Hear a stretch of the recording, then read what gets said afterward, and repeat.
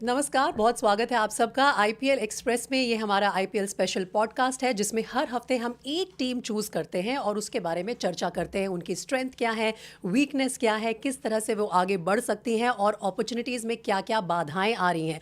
लेकिन इस बार हमने फैसला किया है कि हम एक नहीं दो टीम्स के बारे में बात करेंगे। दोनों ही टीम्स ज़बरदस्त एक्शन हम सबको दे रही हैं। बड़े अच्छे अच्छे मुकाबले सामने आ रहे हैं, गुजरात टाइटंस और सनराइजर्स हैदराबाद। मैं हूँ प्रीति दहिया, मेरे साथ है विमल मोहन, एनडीटीवी के स्पोर्ट्स एडिटर। विमल, ये बहुत डेलिबरेट डिसीजन है कि आज इस पॉडकास्ट में हम दो टीम्स के बारे में बात करें, गुजरात टाइटंस और सनराइजर्स हैदराबाद। लेकिन एक एक करके दोनों टीम को परत दर परत हम लोग थोड़े खोदते हैं, समझते हैं क्या है। सबसे पहले तो गुजरात टाइटंस, जो कि इस वक्त टेबल टॉपर्स हैं, 16 अंक हासिल करने वाली पहली टीम बन गई है आईपीएल के इस एडिशन में। प्लेऑफ्स का रास्ता ऑब्वियसली उन्होंने तय कर लिया है, बस वो क्यू लगना बाकी है जो हम टेबल में देखते हैं। तो गुजरात टाइटंस को बड़ी क्यूरियसली आपने नोटिस किया होगा, सीजन की शुरुआत में किसी ने भी नहीं कहा था कि टॉप 4 में ये टीम जा रही है। बिल्कुल। ऐसा क्यों होता है गुजरात टाइटंस के साथ? एक तो पहली जो चीज़ आपने बोली कि हम दो टीम कर रहे हैं, क्योंकि हम लोग फंस गए कि क्रिकेट एक्सपर्ट्स और फैंस की तरह 6 टीम अब कंटेंशन में आ गई। हाँ। मतलब अब चेन्नई भी मोमेंटम में जो कि क्वालिफाई। दूसरी बात आपने कही कि टॉप 4 टीम्स में गुजरात को लोगों ने काउंट नहीं किया था। एक तो नेचुरल था कि डिफेंडिंग चैंपियन बैंगलोर है तो है। राजस्थान ने जिस तरीके से शुरुआत की थी, पंजाब, बैंगलोर, हैदराबाद, एमआई तो 5 बार की चैंपियन है। चेन्नई के बारे में थोड़ा सा डावाडोल था, लेकिन संजू सैमसन के आने के तो कई सारी टीमें। एक अच्छी बात इसमें इसका मतलब है कि टॉप हैवी या बॉटम वाले में डिवाइडेड नहीं है। बहुत क्लोज कॉन्टेस्ट है। और अब देखिए, दो टीम को आप हटा दीजिए तो टॉप की जो टीम्स है उसमें है। दूसरी बात है गुजरात की बात जो आपने की। देखिए प्रीति, हमने पहले भी बात की थी। देखिए आपको जब आप टॉप फॉर्म में होते हैं, मतलब टॉप करियर के पीक में होते हैं, और तब आपको ड्रॉप किया जाता है ना। मैं गिल की बात कर रहा हूँ। मैं उनके बारे में लिखता हूँ तो कई बार होता है कि गिल है कि मानता नहीं। एक्चुअली उनके बारे में हो गया। देखिए, जब से उनको वाइस कैप्टन होते हुए ड्रॉप किए गए, और आप उनके चेहरे पे भी ना, पोस्ट मैच में भी आते हैं तो आप उनके चेहरे पे आप एक इंटेंसिटी जो है, अलग लेवल, रिवेंज मोड में खेल रहे हैं। एक लगता है। आप देखिए, वो पूरे करियर के अभी बेस्ट स्ट्राइक रेट पे खेल रहे हैं। 159 के आसपास उनका स्ट्राइक रेट है, जो इतना स्ट्राइक रेट उनका पहले नहीं था। और कई सारी इनिंग्स अच्छी खेली है उन्होंने। जो उनकी जो टीम आई है, 5 लगातार विक्ट्री, मतलब आपको बताता है कि टीम का क्या रिजोल्यूट है। और मतलब बहुत ही बैलेंस टीम है। आप भले लोग उसको एक्सपर्ट्स काउंट नहीं कर रहे थे, लेकिन आप उनके बॉलर्स देखिए, राइट।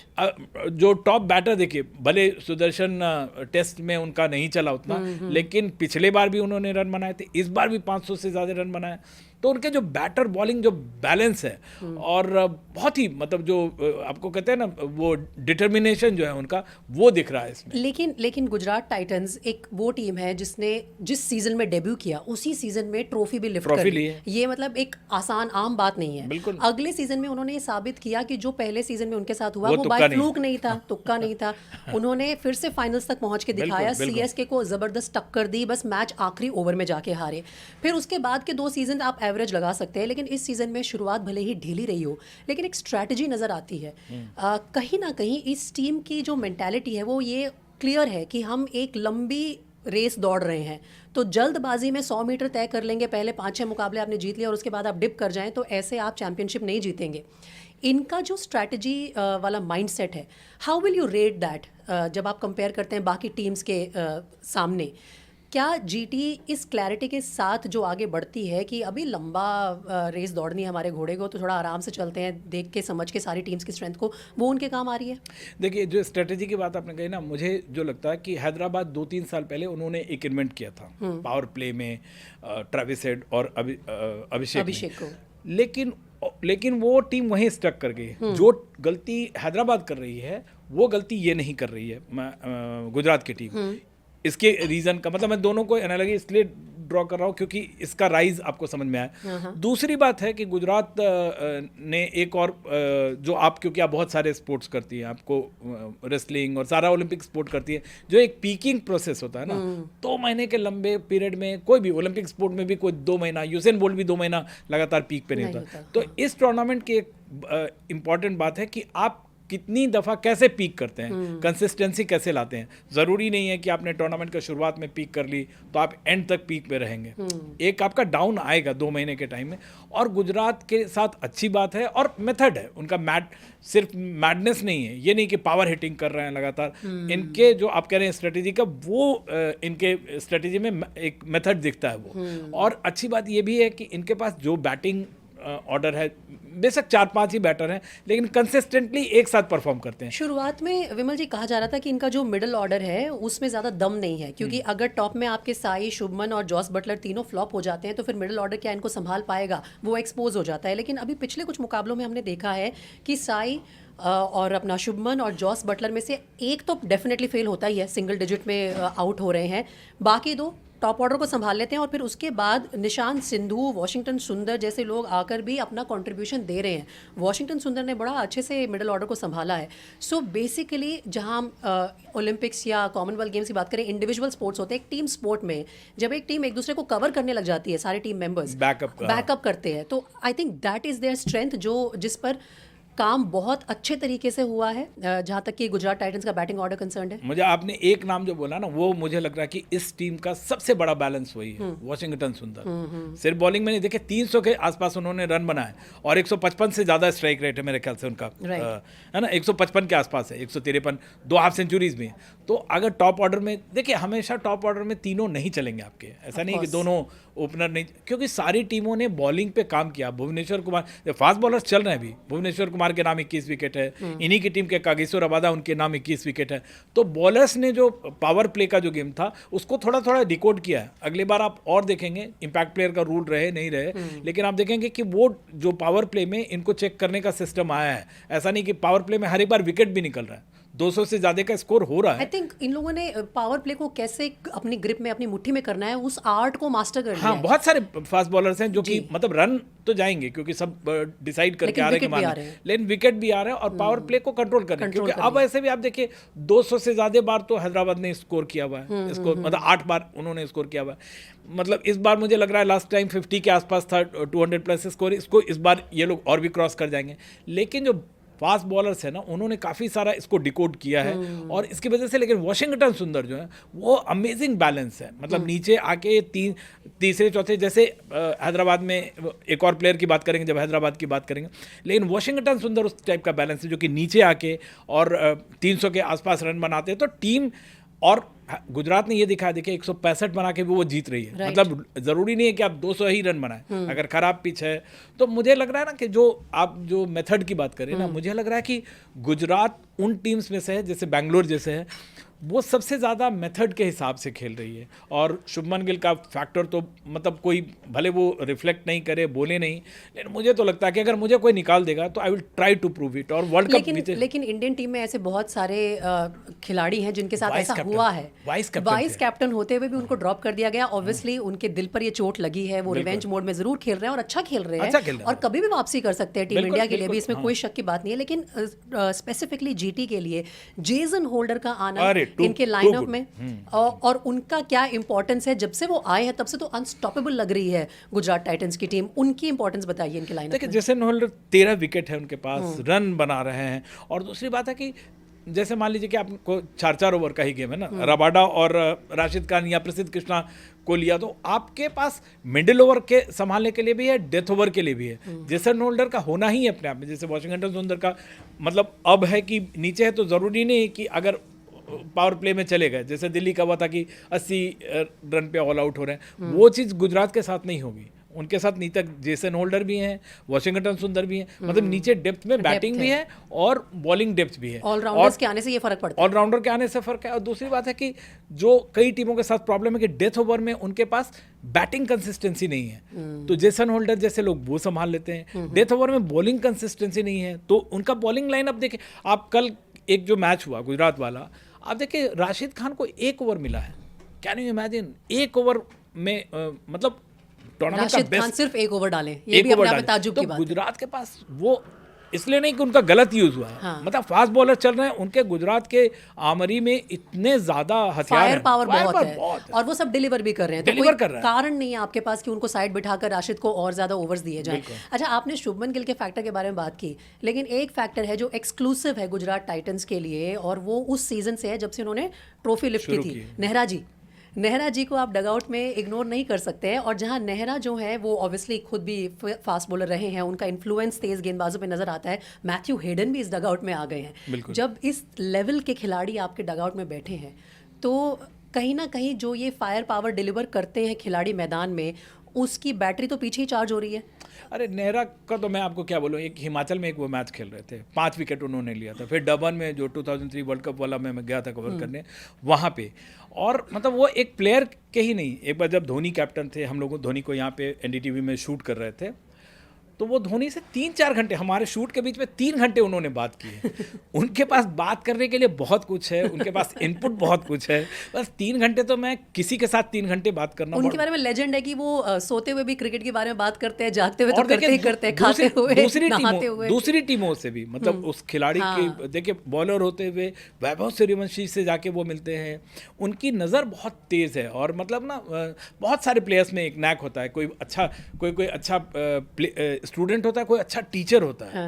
नेहरा जितने अच्छे प्लेयर थे उससे ज्यादा अच्छा मुझे लगता है सेकंड इनिंग इनकी। इंस्टिंक्टिव कोच है या टैक्टिकल कोच? नहीं, मुझे लगता है होमवर्क है, बहुत होमवर्क है, बहुत वो दिखता नहीं है, लेकिन आप आप देखिएगा जाके जैसे मिलते हैं, स्ट्रेटेजिकली आप डग आउट से उनको इंस्ट्रक्शन देते बहुत कम देते हैं तो एनिमेटेड लगते हैं बहुत, ये एग्जैक्ट, मतलब अगर कोई आउट ऑफ द वे जा रहा होगा, लेकिन मुझे फुटबॉल कोच की तरह जाके बाउंड्री लाइन पे भी जाके बात करते हैं वो, लेकिन वो आप देखिएगा कि बहुत आउट ऑफ द वे चला गया, डेथ ओवर में कुछ गड़बड़ हो रहा है, ठीक है, आपके पास जो आपका स्ट्रेंथ है उसके हिसाब से। लेकिन मुझे लगता है कि मतलब बहुत होमवर्क है बंदे का, और बहुत यहाँ भी जब वो रहते हैं, इंग्लैंड जाके काम करते हैं, उनको मतलब विराट कोहली क्या कर रहे हैं उनको ये भी खबर होती है। तो यहाँ भी आप देखिए, जब टीम आएगी यहाँ पे दिल्ली वगैरह में जब आती है, आप उनको देखिए, मतलब जिस इंटेंसिटी से वो मैदान पे आपको दिखते हैं ना, बहुत रेयर कोच, वेरी इन्वॉल्व, हमेशा डूबे रहते हैं क्रिकेट में। मेरी एक बात आप याद रख लीजिए, वो आने वाले टाइम में टीम इंडिया के कोचिंग स्टाफ में जरूर होगा। एक्चुअली मैं ये सवाल आपसे पूछने वाली थी।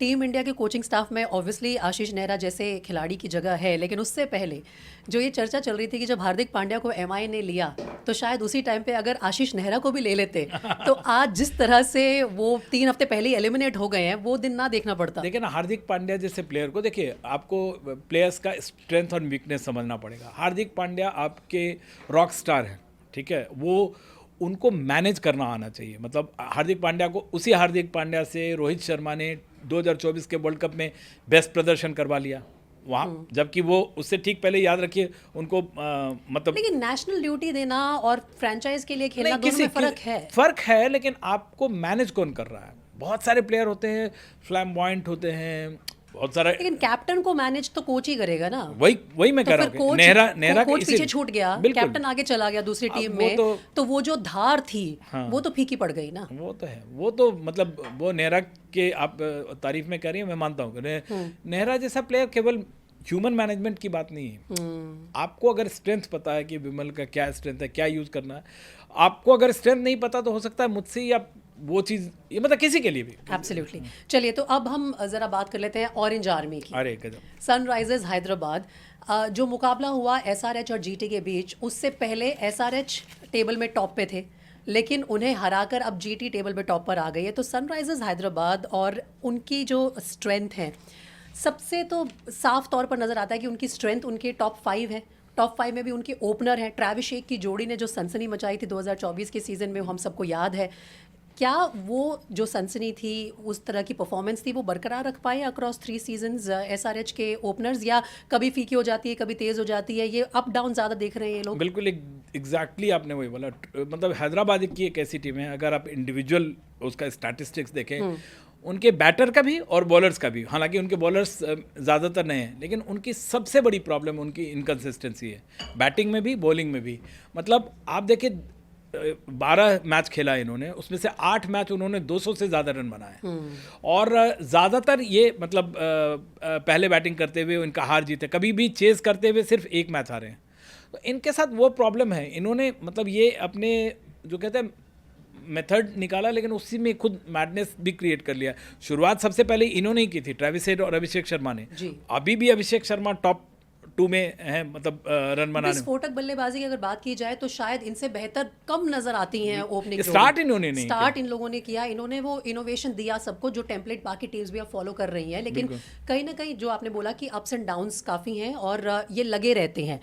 इनकंसिस्टेंसी एसआरएच की सबसे बड़ी प्रॉब्लम है। लेकिन इनका जो बैटिंग लाइनअप है, ट्रेविस हेड, अभिषेक शर्मा, ईशान किशन जिन्होंने कुछ दिन कप्तानी की कमान भी संभाली, नीतीश कुमार रेड्डी है, हेनरिक क्लासन है, अब जब सामने ऐसे फियरलेस बैंड ऑफ क्रिकेटर्स खड़े हों तो क्या ये इंटिमिडेटिंग इतना हो जाता है ओपोनेंट्स पे, गेंदबाजों पे, कि उसी के दम पर कई बार जो है आगे बढ़ जाती है सनराइजर्स की टीम? बिल्कुल आप सही कह रहे हैं। 2000 जो पहला सीजन इन्होंने खेला था ना, वो इस बैटिंग लाइनअप से डर रहे थे। अब बॉलर्स नहीं डर रहे हैं। इसी में 21 विकेट निकाल रहा है रबादा, 21 विकेट भुवनेश्वर कुमार निकाल रहे हैं। तो अब वो चीज़ नहीं, आप अगर मार रहे हैं, दूसरे सब ने अपना पावर प्ले का गेम बदल लिया है। बाकी टीमें भी 200 से ज़्यादा रन बना रही, 200 से ज़्यादा रन बना के इनको भी हरा है, हैदराबाद को भी हरा है। जी। तो ये ऐसा नहीं है कि आप केवल उससे। और दूसरी बात है कि बहुत ही इनकन्सिस्टेंट है ट्रेविस हेड।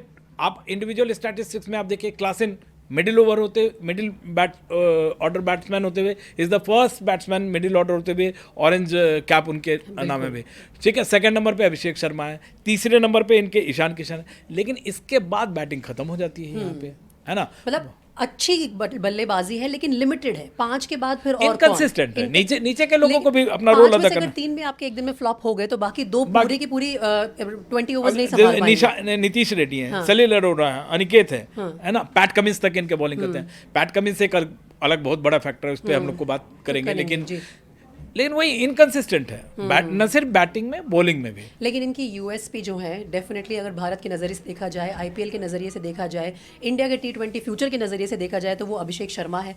और गूगल ट्रेंड्स पे हमने थोड़ा सा डिग करके देखा है कि अभिषेक शर्मा की पॉपुलैरिटी कैसे पीक होती है जब आईपीएल के दौरान। तो ये पता चलता है कि 25 और 26 दोनों आईपीएल सीजन्स में अभिषेक सबसे बड़े ऑनलाइन अटेंशन मैग्नेट हैं सनराइजर्स हैदराबाद के लिए। एक रेड लाइन जो ट्रेंड लाइन है, कंसिस्टेंटली दिखाती है कि वो बाकी सबसे ऊपर ही रहती है। तो इनकी जो यूएसपी है अभिषेक शर्मा, आपको लगता है कि कहीं ना कहीं एक बहुत ज़्यादा बेहतरीन T20 वर्ल्ड कप नहीं था उनके लिए, उससे आकर वहाँ पर ऑब्वियसली सेमीफाइनल और फाइनल में उन्होंने अपनी छाप छोड़ी और फिर आगे बढ़ गए। अब आईपीएल में क्या एक थोड़ा सा बैगेज आ रहा है अब अभिषेक के ऊपर, क्योंकि एक्सपेक्टेशंस अटैच हो गए हैं कि अभिषेक तो जम्प करा देगा। देखिए, वर्ल्ड कप में भी बाद में तो इन्होंने कवर कर लिया था। वर्ल्ड कप में इनके खिलाफ पाकिस्तानी जो, लेकिन क्या आईपीएल में उसका असर नजर आ रहा है?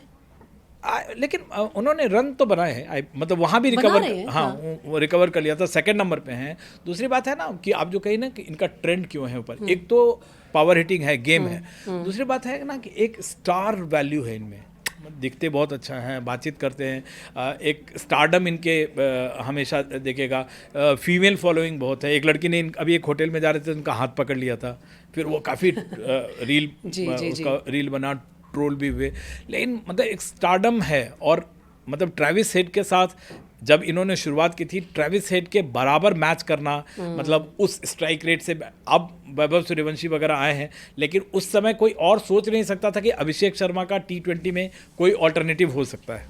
तो वो एक स्टारडम है, बहुत सारा एक पैकेज वैल्यू भी अटैच हो रही है अभिषेक के साथ। पैकेज है अभिषेक के साथ थोड़ा सा जो फ्यूचर वैल्यू अटैच हो रही है वो ये है कि बहुत से लोग उनमें आने वाले समय में भारत का कप्तान भी देख रहे हैं।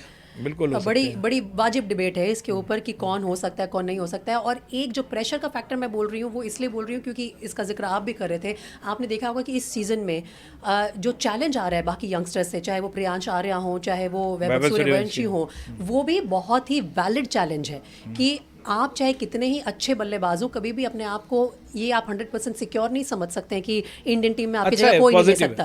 वो पॉजिटिव बात है। एक उसके पीछे एक और रीज़न है। देखिए, जैसे आप सिर्फ अगर इनकी बात करते हैं, अभिषेक को मेंटोर कौन कौन है? ब्रायन लारा, युवराज सिंह सबसे बड़ी बात है, युवराज सिंह। और युवराज सिंह कई लोगों को हालांकि मेंटोर कर रहे हैं, शुभमन गिल को करते हैं। और वो वैभव सूर्यवंशी को उन्होंने किया नहीं है, क्योंकि उनके लिए तो राजस्थान में सबसे पहले जॉस बटलर ने बोला था, लेकिन वैभव सूर्यवंशी के बारे में बोल रहे हैं। और युवराज सिंह ना बहुत सारा साइड एक्टिविटीज़ भी जो है ऑफ द फील्ड, एक तरह का जो चेक होता है, मेंटोरिंग चेक, हाँ, वो भी कर रहा है कि मतलब रास्ता न भटक जाए। हाँ, अगर आप जल्दी सोए या नहीं, डांट लगाना, ठीक है, ये यहाँ तक करना कि जैसे बैट उन्होंने युवराज ने पॉइंट आउट किया कि मेरी बैट स्पीड से ज़्यादा वैभव सूर्यवंशी का बैट स्पीड है, तो बैट स्पीड पे काम करना। एक बार हम लोग, मैं और रिका एक जगह गए थे गोल्फ के टूर्नामेंट में युवराज को लेकर, तो युवराज ने बोला कि इसके बैट मतलब गोल्फ के लिए इंसिस्ट करते हैं कि तुम गोल्फ के मैदान पे आओ स्विंग के लिए। तो जो ऑफ फील्ड एक्टिविटी होती है ना, केवल तो क्रिकेट में केवल ऐसा तो नहीं कि आप बैटिंग की और जाके आप स्टार बनते हैं, ऑफ फील्ड मेहनत बहुत है, mentorship of field on field दोनों दोनों कर रहे है, हैं और उसका असर नजर भी आता है। और वो कई बड़े प्लेयर्स इसके साथ कर रहे हैं। तो ऐसा अभिषेक के फादर मेरे बहुत अच्छे दोस्त हैं, वो अमृतसर के हैं ये, तो वो बताते हैं कि किस मतलब 4 घंटा 6 घंटा, अभी भी जैसे बहुत कम घर जाते हैं अमृतसर, टाइम इनको टाइम ही कम है, लेकिन वहाँ जाते हैं तो वहाँ भी वो जो मेहनत है जो टॉप प्लेयर्स करते हैं वो चीज़ करते हुए नजर आते हैं। तो ज़रा इनके गेंदबाजी डिपार्टमेंट की बात कर लेते हैं, सनराइजर्स हैदराबाद की। बहुत से एक्सपर्ट्स को मैंने सुना है विमल, वो क्या कह रहे हैं कि बड़ा वन डायमेंशनल बॉलिंग डिपार्टमेंट नज़र आता है सनराइजर्स हैदराबाद का। जयदेव उनदकट, डेविड पेन, हर्षल पटेल, लेकिन पैट कमिंस के आने से वो जो एक कमी थी वो पूरी ज़रूर हो रही है। ना सिर्फ आपके प्रीमियम फास्ट बॉलर हैं बल्कि आपके कैप्टन भी हैं, एक बड़े प्लान के साथ आते हैं मैदान में जिसे वो एग्जीक्यूट करना जानते हैं, बिग मैच प्लेयर हैं, ऑस्ट्रेलिया के कैप्टन रह चुके हैं, सो वो अपने साथ बहुत एक्सपीरियंस और बहुत कैलिबर लेके आते हैं। तो अब आपको लगता है कहीं ना कहीं जो SRH का बॉलिंग लाइनअप है वो थ्रेटनिंग है और इस तरह का है कि जो फाइनल खेल सकता है? देखिए, अब तक तो जो उनको नुकसान हुआ बहुत बड़ा, वो 5 ही मैच खेले पैट कमिंस, शुरुआत में बेचारे नहीं रहे, और उस समय ये 3 मैच हार भी गए, लखनऊ से हार गए, जो टीमें अच्छा नहीं कर रहे उस टीम से भी हारे, बैंगलोर से भी हारे हैं, पंजाब से हारे हैं, ठीक है, वो एक फैक्टर है। लेकिन इनके जो यंगस्टर्स जो अच्छा कर रहे हैं ना, जैसे साकिब, प्रफुल्ल हिंगे, आपको याद होगा वैभव सूर्यवंशी को उन्होंने आउट किया था फर्स्ट ओवर में, हालांकि उसके बाद थोड़ा ज़्यादा बोल भी गए थे, लेकिन साकिब हुसैन मतलब उनके कोच है रॉबिन, वो उनसे मैं बातचीत कर रहा था, बिहार के हैं ये, और इनके ही जो साकिब हुसैन है उनके पैर में जूते नहीं थे, स्पाइक वाली उनकी कहानी है, उनकी मदर ने गहना बेच के अपना जेवर बेच के इनके लिए जूते खरीदे थे। तो ये सारे जो है ना, मतलब ये कहना मुझे लगता है जायज़ नहीं, एक्सपर्ट्स बोल तो रहे हैं कि उनके बॉलिंग को लेके, लेकिन आप देखिए बहुत लो स्कोर को भी इन्होंने डिफेंड किया है, हैदराबाद की टीम ने डिलीवर किया है, डिलीवर किया। आप देखिए विकेट्स देखिए उनके, मतलब कई सारे जो मतलब कोई भी बॉलर उनका, मुझे एक हर्ष दुबे जो स्पिनर हैं और एक शिवांग है, ये दोनों स्पिनर के अलावा, बल्कि एक ही है, 2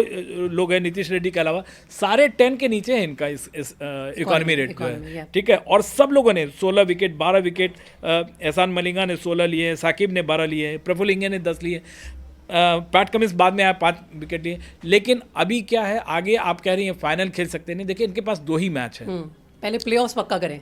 प्लेऑफ्स में ना ये फंस गई बेचारी टीम, क्योंकि शुरुआत के जो 3 मैच आ रही है और बाद के जो 2 आ रही है, एक तो गुजरात को क्रेडिट देना होगा कि उतने लो स्कोरिंग को उन्होंने जीता दिखाया। एक जो सबसे बड़ी बात यह है कि जो अगला जो 2 मैच है उनका, एक है चेन्नई से, एक है बैंगलोर से।